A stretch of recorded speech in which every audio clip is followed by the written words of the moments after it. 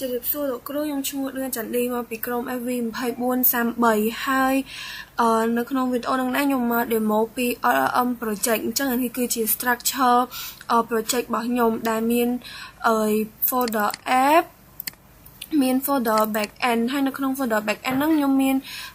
app.python.py នេះដែលជា code Python របស់ខ្ញុំហើយបន្ទាប់មកខ្ញុំមានfolder front end សម្រាប់interface របស់ AI ខ្ញុំហើយបន្ទាប់មកខ្ញុំមាន model រ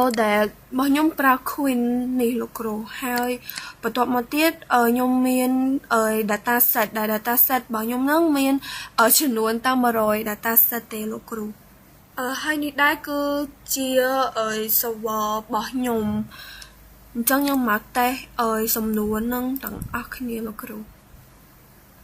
អញ្ចឹងយើងមកតេស្តសំណួរទី1របស់ខ្ញុំដែល project របស់ខ្ញុំនឹងធ្វើពី AI ដែលសម្រាប់ consult ពី skin care routine ឬក៏ basic skin care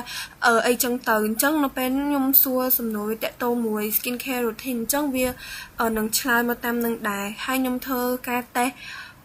4-5សំណួរមើលលោកគ្រូ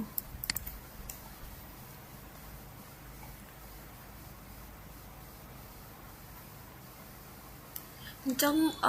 វីដេអូរបស់ខ្ញុំមានតែប៉ុណ្្នឹងឯងលោកគ្រូ